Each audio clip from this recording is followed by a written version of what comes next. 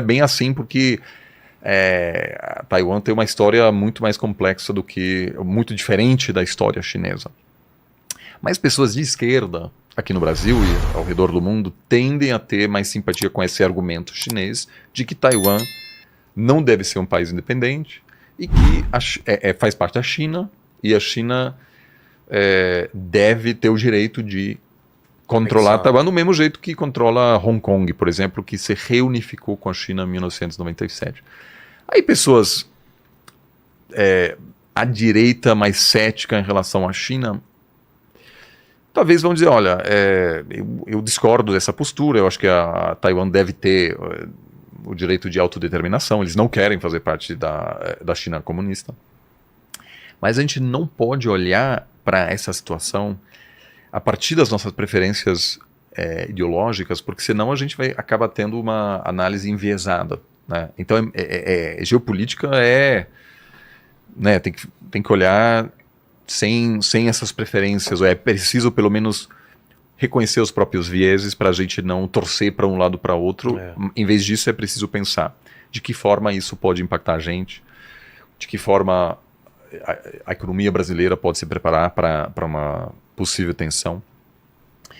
Então isso, eu acho que a necessidade de falar sobre isso, ela vai além de Taiwan. O país precisa, de certa forma, de um reajuste da sua orientação estratégica.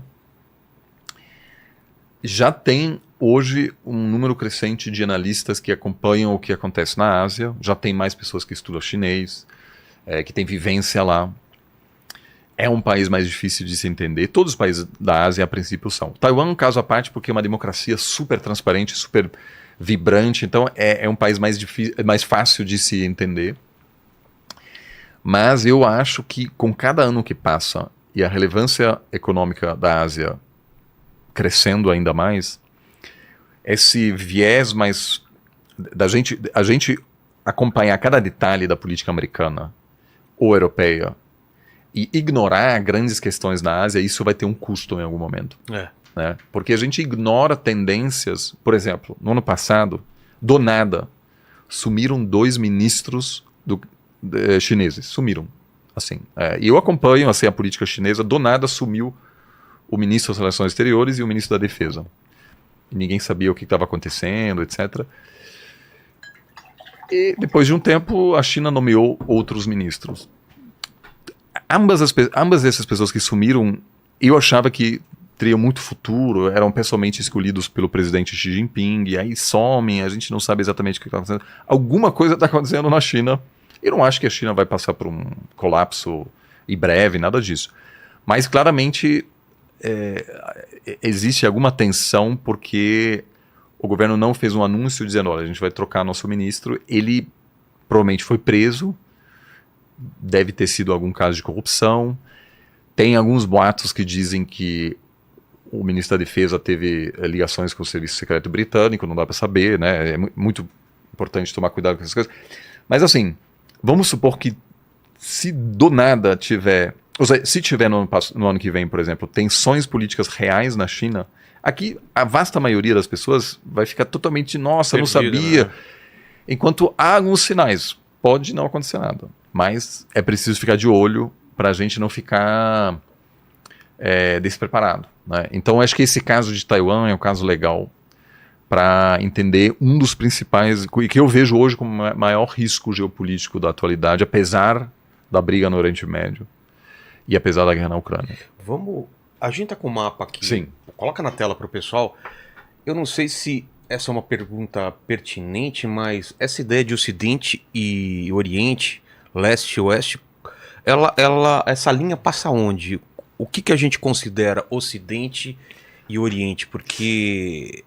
Excelente pergunta. E olha, esses conceitos são vagos, eles têm uma conotação política e essa conotação muda de acordo com a época. Então, o termo Ocidente, ele foi utilizado pelo Ocidente para dizer há uma grande diferença entre o Ocidente e o resto.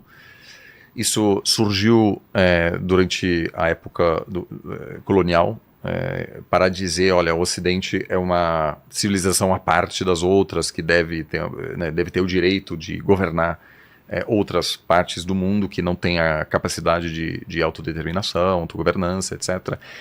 Mas não há uma fronteira geográfica, dizer, olha, aqui é Ocidente, aqui não é. Por exemplo, e há vários países onde não está 100% claro. Israel, por exemplo, Exato, é Ocidente? Não tá, Turquia tem uma parte na Europa e uma parte na Ásia. Pois é, mas por exemplo, a Rússia. A Rússia é fortemente influenciado pela cultura ocidental. O comunismo, na verdade, é uma ideia ocidental, né? Marx, um pensador alemão. Ou seja, a Rússia tem aí então, assim, nesse sentido, agora, hoje, fala-se muito sobre tensões crescentes entre o Ocidente e a Rússia. Mas, na verdade, esses conceitos, eles são muito flexíveis de acordo com como a gente quer utilizar. O centro do Ocidente, tradicionalmente, tem sido na Europa. Aí, com a ascensão dos Estados Unidos no século XX, que se tornou a principal potência global, os Estados Unidos se tornam o centro do Ocidente. O papel da América Latina nesse debate, o que é Ocidente, o que não é muito incerto, né? O Brasil faz parte do Ocidente, culturalmente sim, politicamente depende, né? Ou seja, não está tão claro assim. Então, esses conceitos, eles são utilizados muito, mas é também importante saber das limitações, assim, não está tão claro assim. O Oriente também, assim, o Oriente não é uma unidade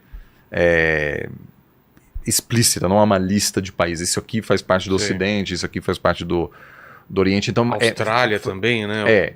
Eu acho que isso faz mais parte do discurso político, né? Entendi. Um país que quer construir uma divisão específica vai dizer, nós do Ocidente, ou eles do Ocidente. O pensamento anti-ocidental, para mim, até hoje, é profundamente ocidental-cêntrico, porque muitos pensadores anti-ocidentais acabam elevando o Ocidente a um grupo assim mega importante. O Ocidente faz isso, faz aquilo, e a gente precisa resistir. Mas a gente está... E meu último livro se chama Mundo Pós-Ocidental, porque a gente agora está numa fase de transição para um mundo que o Ocidente, ou seja, basicamente a comunidade transatlântica, a Europa e os Estados Unidos, é importante, mas é apenas um de vários blocos que vão estar numa situação de ou tensão ou de cooperação. Então, assim, na história, isso sempre é importante lembrar também, o Ocidente foi importante na história global? Sim, mas não tão importante assim, ou seja, muitas vezes assim, a gente esquece que existe um mundo pré-ocidental, muito interessante, e muitas das coisas que existiam no mundo pré-ocidental, muitas coisas que hoje são associadas ao Ocidente já existiam antes, né? Imperialismo, por exemplo. Imperialismo é muito mais antigo. A história chinesa é muito mais antiga do que a história do Ocidente.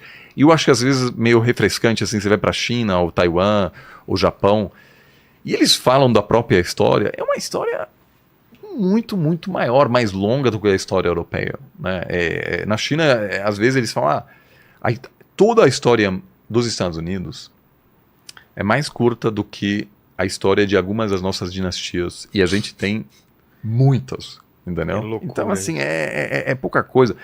Então, assim, eu acho que aqui, e isso é importante também, para falar de Taiwan, né? Que é essa ilha... Que está estrategicamente aí na... Primeiro, né?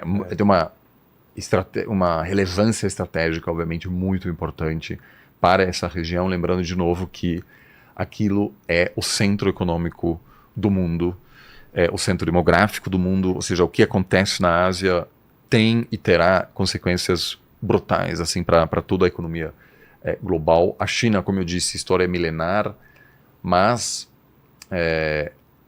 foi bastante recente, na verdade, que a China começou a olhar para Taiwan, porque os primeiros colonizadores que chegaram em Taiwan só chegaram no século XVII, foram os holandeses. Teve alguma curta presença portuguesa, em função disso, historicamente, os europeus chamavam Taiwan de Formosa, Ilha Formosa, foram os portugueses que deram esse nome, Mas há uma população indígena lá, que são austronésios.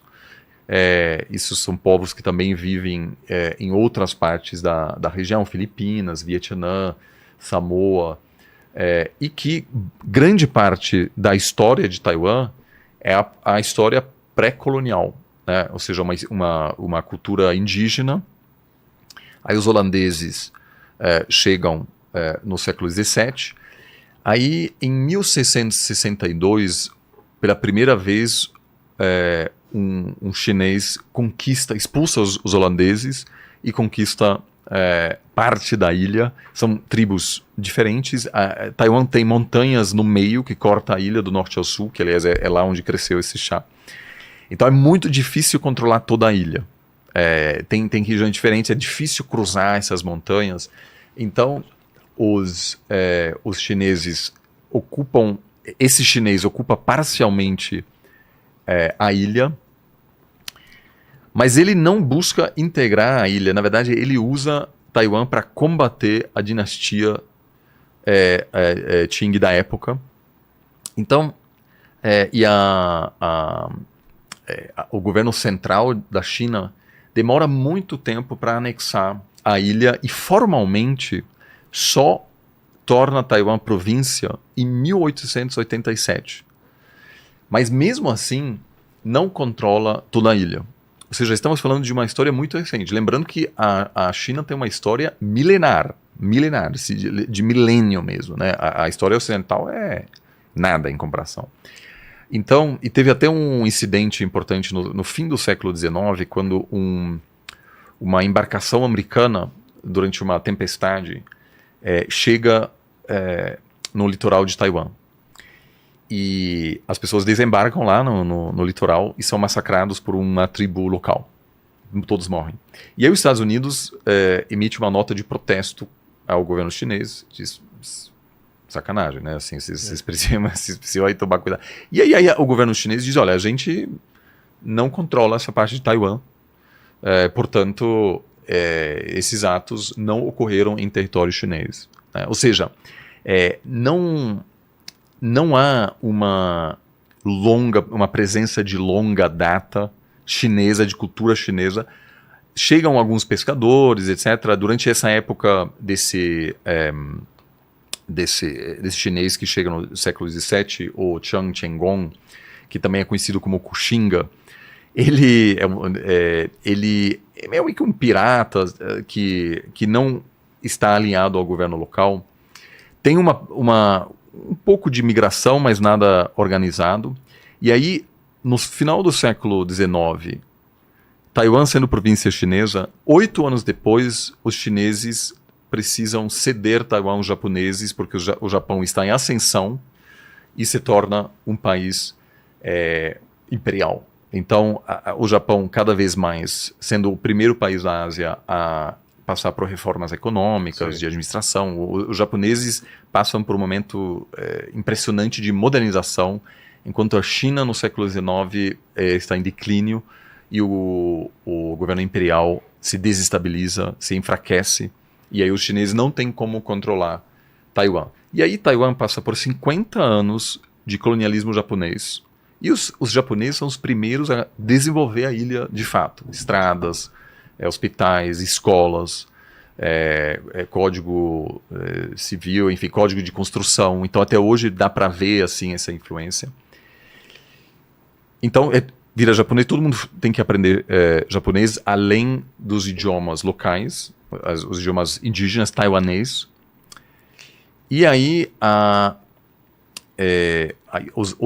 durante a Segunda Guerra Mundial, o Ocidente se junta à China para derrotar os japoneses e, no fim da Segunda Guerra Mundial, o Japão é obrigado a devolver Taiwan aos chineses, que na época é um governo que é a República da China, que é a bandeira que é hoje de Taiwan. Ou seja, ele ainda não é comunista porque o Império Chinês colapsa em 1911, totalmente enfraquecido.